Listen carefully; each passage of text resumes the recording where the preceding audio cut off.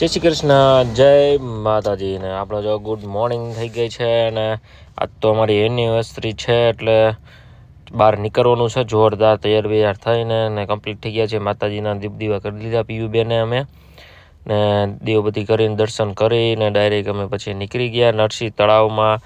જે જુનાગઢમાં નવું બનેલું છે એ પણ રાતનો પણ સીન તમને આગલા વ્લોગમાં બતાવેલો છે, પણ ન જોયો હોય તો આગલા પાછળના વ્લોગમાં તમે જોઈ લેજો. ને આ લોકેશન તમે જોવો છો, આ જીમ પણ છે, અહીંયા બધું છે, ચાલવાનું છે. સવારના મોર્નિંગમાં હનુમાન ચાલીસા ચાલુ હોય છે ને લોકેશન તો કાંઈ ઘટે જ નહીં. પછી પીયુબેન હિચકવા માંડ્યા અને અમે જો આવી રીતે જો થઈ ગયું ને પછી પીયુબેન હિચકવા માંડ્યા ને તો પછી મેં કીધું હાલો હું પણ પીયુ ભેગવારે થોડોક રમી લઉં.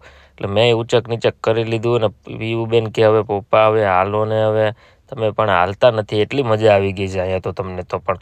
એટલે પીયુબેન ધક્કા મારતા હતા અને પીયુબેન લાગી ગઈ હતી ભૂખ લાગીને ડાયરેક્ટ આપણે ખબર જ છે ખાવાનો શોખીન છે એ.